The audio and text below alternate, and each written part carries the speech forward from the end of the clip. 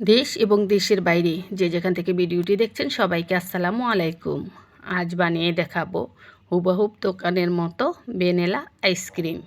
বাসায় যদি মাত্র 2টি জিনিস থাকে তাহলে আপনি হুবহুব দোকানের মতো এই ভ্যানিলা আইসক্রিম বানাতে পারবেন।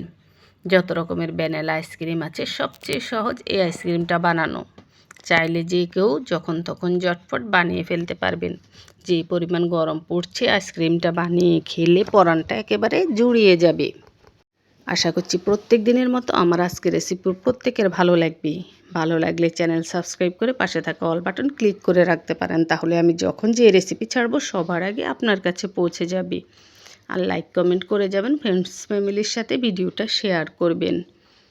দোকানের মতো ভ্যানিলা আইসক্রিম বানানোর জন্য প্রথমে নিয়ে নিচ্ছি আমি মেজারমেন্টের 250 গ্রামের কাপে 1 cup Vivo whip cream. Vivo whip ক্রিমের প্যাকেটটা নর্মাল ফ্রিজে ছিল, নর্মাল ফ্রিজ থেকে নামিয়ে খুব ভালো করে ঝাঁকিয়ে নিছি এবং তারপর 250 গ্রামের কাপে 1 কাপ নিয়ে নিছি মেজারমেন্টের 1 কাপে 4 ভাগের 1 ভাগ কনডেন্স মিল্ক। এবার ক্রিম এবং কনডেন্স মিল্ক ডিপ ফ্রিজে রেখে দেব 10 মিনিটের জন্য। 10 মিনিট পরে নামিয়ে আইসক্রিম বানিয়ে দেখাবো। 10 মিনিট শেষ, নামিয়ে নিছি। প্রথমে ক্রিমটা নিয়ে নিচ্ছি এই বাটিতে, তারপর একটা ইলেকট্রিক বিটার নিয়ে নিচ্ছি। ইলেকট্রিক বিটারের মিডিয়াম স্পিডে এই ক্রিমটাকে ফোম বানিয়ে নেব। কয়েক সেকেন্ড বিট করব এবং কয়েক সেকেন্ড থামিয়ে এভাবে ফোম করে নেব। যাদের কাছে ইলেকট্রিক বিটার নেই তারা কিন্তু হ্যান্ড উইচ দিয়ে বানাতে পারবেন, সেক্ষেত্রে সময়টা একটু বেশি লাগবে, তবে আপনার ফোম হবে এবং আইসক্রিম বানানো যাবে। আবার আপনারা চাইলে কিন্তু ব্লেন্ডার জগে নিয়েও কিন্তু এই আইসক্রিমটা বানাতে পারবেন, হবে। তবে সবচেয়ে বেশি ইলেকট্রিক বিটার হলে আইসক্রিমটা পারফেক্ট হয়। হ্যান্ড উইচ অথবা ব্লেন্ডার মেশিন দিয়েও হবে, সেক্ষেত্রে এতটা হয়তো পারফেক্ট হবে না, একটু এদিক সেদিক হবে, মানে একটু 19-20 হবেই। আচ্ছা দেখুন, তো প্রায় 2 মিনিটের মতো বিট করার পরে ক্রিমটা এরকম ঘন থকথক হয়েছে। এখানে আমি দিয়ে দিছি হাফ চা চামচ ভ্যানিলা এসেন্স। যেহেতু ভ্যানিলা ফ্লেভারে আইসক্রিমটা বানাবো তাই ভ্যানিলা এসেন্স দিছি। ভ্যানিলা এসেন্স দিয়েও কয়েক সেকেন্ড বিট করে নিছি। তারপর এখন দিয়ে দিছি কনডেন্স মিল্ক। কনডেন্স মিল্কটা একবারে দিব না, একটু একটু করে দেব আর বিট করব। আর এই ক্রিমটা বানানোর প্রথম থেকে এ পর্যন্ত সম্পূর্ণ সময় কিন্তু আমি বিটারের স্পিড মিডিয়ামে রেখেছি। বিটারের স্পিড মিডিয়ামে রেখে এভাবে আইসক্রিমটা বানিয়ে নিতে হবে। যখন বাড়াতে হবে আমি বলে দেব, ঠিক আমি যেভাবে বানাচ্ছি সেভাবে বানাবেন। প্রথম থেকে এই পর্যন্ত বিটারের স্পিড মিডিয়ামে রাখবেন, এতে করে আইসক্রিম ভালো হবে। তো আমি কনডেন্স মিল্ক দেওয়ার পরও আরও 2 মিনিটের মতো বিট করে নিছি। মোট 4 থেকে 5 মিনিটের মতো পুরো সময়টা বিট করে নিছি। তারপর আঙ্গুল দিয়ে চেক করে নিছি মিষ্টিটা ঠিক আছে কিনা।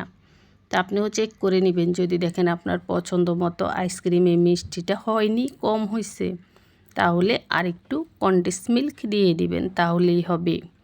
তো আমার এখানে মিষ্টিটা আমার পছন্দ মতো একেবারে ঠিকঠাক হয়েছে।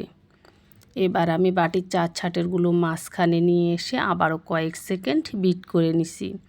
তারপর আবারও 4 ছাটেরটা মাঝখানে এনে একটা প্লেট দিয়ে ঢাকনা দিয়ে ঢেকে ডিপ ফ্রিজে রেখে দিচ্ছি ঘড়ি ধরে পাক্কা 1 ঘন্টার জন্য। ঘড়ি ধরে পাক্কা 1 ঘন্টা ডিপ ফ্রিজে রেখে এখন নামিয়ে নিছি। এর মধ্যে একেবারে বরফ ঠান্ডা হয়ে গেছে। এবার প্রথমে আমি বিটারের মিডিয়াম স্পিডে এগুলোকে 2 মিনিটের মতো বিট করে নেব। আর এই 2 মিনিট একটানা না, কয়েক সেকেন্ড বিট করব, কয়েক সেকেন্ড থামিয়ে রাখবে। এভাবে একটানা বিট করলে অনেক সময় দেখা যায় ইলেকট্রিক বিটারটা নষ্ট হয়ে যায়। এই যে দেখুন, তারপরে এবার বিটারের হাই স্পিডে আমি 1 থেকে 1.5 মিনিটের মতো বিট করে নেব। আর এরই মধ্যে 4 ছাটেরটা মাঝখানে এনে দেব। বাস এভাবেই আজকের ভ্যানিলা আইসক্রিমটা একেবারে পারফেক্টভাবে হয়ে গেছে। এবার স্প্যাচুলা দিয়ে এই আইসক্রিমটাকে খুব ভালো করে এভাবে মিশিয়ে নিতে হবে। তারপর যে বক্সে বসাবো সে বক্সে নিয়ে নিতে হবে। তো আমি এই টিফিন বক্সে আজকে আইসক্রিমটা বসাবো, এখানে নিয়ে নিছি। নিয়ে বাটির উপরে এভাবে সমান করে নিতে হবে প্রথমে। সমান করে নেওয়াটা জরুরি, কারণ এই আইসক্রিমটাকে যখন ফ্রিজে রাখা হয় সমান করে রাখলে আইসক্রিমের উপরে একটা পলিথিন দেওয়া হয়, পলিথিনটা সমান হয়ে বসে, তাহলে আইসক্রিমের ভিতরে আর বরফ জমে না, কিসকিস করে না। আশা করছি বুঝতে পেরেছেন। তো আইসক্রিমটা সমান করে একটা পরিষ্কার পলিথিন এই আইসক্রিমের উপরে খুব ভালো করে বসিয়ে দিচ্ছি।